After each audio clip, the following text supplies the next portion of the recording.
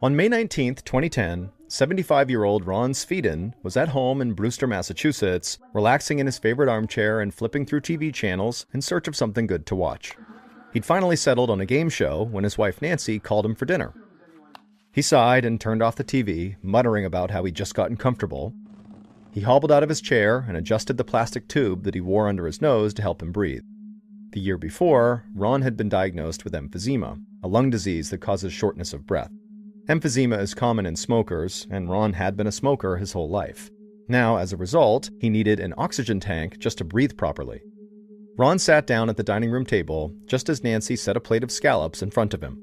Ron caught a whiff of melted butter, but his stomach didn't rumble with hunger the way it usually did when he smelled Nancy's amazing cooking. In fact, he didn't have an appetite at all, which was a shame because Nancy's scallops were his favorite meal. But Ron didn't want to be rude, so he thanked Nancy for dinner and tried to eat as best as he could, but he really just couldn't and just kind of pushed the food around his plate. And then when Nancy was done eating, Ron quickly got up and helped her clear the table and clean up before Ron settled back down to watch more TV. 2 weeks later, in early June, Ron was back in his favorite armchair in the living room, working on the daily crossword puzzle. He wasn't feeling his best, because he really had not eaten much since that scallop dinner a couple weeks ago. Now, Ron didn't think too much of it. He was getting older, and so he thought maybe he just didn't need as much food. Ron reread a clue on his crossword puzzle that had been stumping him all morning. He started to call out for Nancy, hoping she could help him, when a small tickle rose in his chest. He cleared his throat, and then all of a sudden he began coughing and hacking, and he couldn't stop. His chest felt stiff, like there was a wall of mucus that just was not breaking up. And so he leaned back in his armchair, coughing so hard it was getting hard to even breathe. He heard footsteps behind him, and a minute later, Nancy was by his side with a glass of water. Ron tried to sip some down, but another cough hit him and he spit the water everywhere. By the time this coughing fit passed, Ron's throat was so sore. He'd never experienced a cough like that, and it really scared him. He worried his emphysema was getting worse. Later that night, Ron was in his bedroom putting on pajamas when his back suddenly went stiff, almost like a spasm. He straightened up and kind of yelped in pain, and then threw his head back as another coughing fit overtook him. He hacked and coughed until he was shaking, and then Nancy came into the bedroom and rubbed his back until finally Ron began to recover. Once he had, Nancy asked him if he wanted to call the doctor, but he told her no. Clearly, his emphysema was just getting worse and he would just have to deal with it. After decades and decades of smoking cigarettes, he knew his lungs just were not what they used to be. A few days later, Nancy was moving all through the house, vacuuming and cleaning up, trying to prep the house for Ron's sister and brother-in-law who were coming over to visit. The couple had just gotten back from Scotland on a vacation, and they were coming over to talk about the trip and catch up. Secretly, Nancy hoped they'd brought home some Scottish shortbread to share. Just before 5 p.m., the doorbell rang, and so Nancy called out to Ron, who was asleep in his armchair when she last saw him. Then Nancy threw open the front door and embraced her in-laws. She was always happy to see them, but especially right now. She wanted to be around family. Over the past few days, Ron's coughing fits had become so severe and so frequent, it was kind of scary. It was common for Ron to be doubled over and hacking up a lung 15 or 16 times a day. And so Nancy was genuinely worried about Ron's health, and so just liked the idea of having some family around, maybe take her mind off of that for a second. Nancy's brother-in-law handed her a brown bag that smelled like butter and seafood. Nancy opened it as she led the way inside, and the bag was full of her favorite lobster rolls. Not from Scotland, but just from down the street. However, still, it was a welcome treat. Nancy led everyone into the living room, where Ron was still fast asleep. Nancy shook his leg and told him his sister was here, but Ron didn't move. Nancy frowned, but she could see Ron's chest was rising and falling, so he seemed okay. And so she told her in-laws it might be best not to wake him. His coughing fits had been really bad lately and clearly had been tiring him out. Nancy moved into the kitchen to grab plates for the lobster rolls. She could hear her in-laws taking seats in the dining room. And just then, Nancy heard a familiar, horrible cough erupt in the living room. Nancy felt terrible for Ron as she listened to him hacking. She knew it was also very painful for him. His throat had been raspy and hoarse for the last 2 weeks because of these coughing fits. Then, Ron started gasping between his horrible coughs, like he couldn't even breathe. And then Nancy heard him groaning a little as though he was calling out for help. And so Nancy rushed into the living room. Ron was rocking in his chair, fighting for air between these violent coughs. His entire body was shaking, and Nancy thought he might be having a seizure. panicked, she dialed 911. For the next few minutes, Nancy and her in-laws tried to soothe Ron until the EMTs finally arrived. By the time they had Ron on a stretcher and were rolling him into the ambulance, one of the EMTs told Nancy that she'd been right to call. Ron's blood pressure and oxygen saturation levels were dangerously low. If she hadn't called, Ron would likely be facing organ failure. And so as the EMT helped Nancy up into the ambulance, she felt terrified. Now Nancy was the one who was shaking as the ambulance door closed and they whisked their way towards Cape Cod Hospital.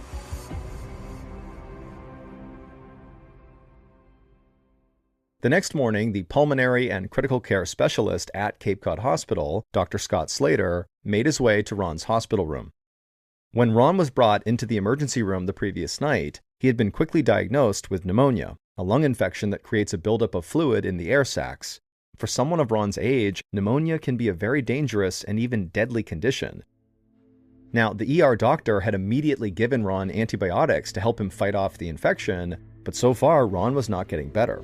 So, just an hour ago, Dr. Slater had ordered a chest x-ray, and now, because of that x-ray, he had a better idea of what was going on inside of Ron's lungs. Dr. Slater knocked on the doorway and walked into Ron's room. Ron was lying in bed, hooked up to an IV and an oxygen tank.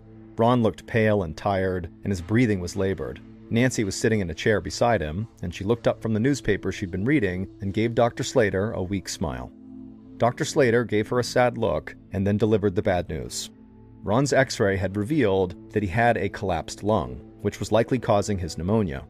Dr. Slater guessed that the lung had collapsed because something was blocking an airway. He needed to get a closer look by performing a bronchoscopy, which meant sliding a little camera down Ron's throat and into his lungs.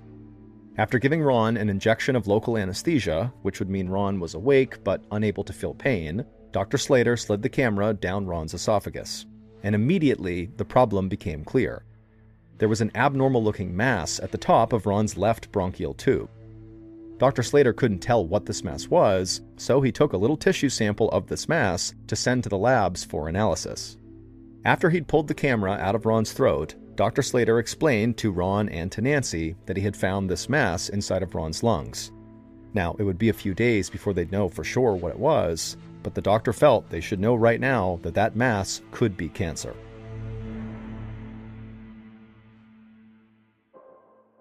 As Dr. Slater left the hospital room, Ron felt terrified.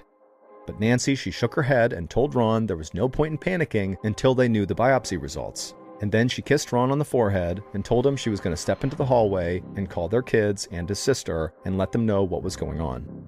Ron watched his wife leave, feeling his chest tighten, but not because another coughing fit was coming on. He was thinking about how much time he'd have left if the biopsy came back positive for lung cancer. It could be a matter of months, or maybe even less. The thought of leaving his family now brought on this horrible wave of fear. He could feel tears welling up in his eyes as he looked out into the hallway and watched Nancy pace as she called their loved ones to break the terrible news. 4 days later, Ron was still in the hospital, sitting up in bed, tray of hospital food in front of him. He still wasn't hungry, so he just drank the juice out of the little plastic fruit cup they'd given him. Meanwhile, Nancy, who had barely left his bedside, was doing her best to try to coax her husband into taking a few bites. But just then, Ron heard a knock and looked up to see Dr. Slater standing in the doorway.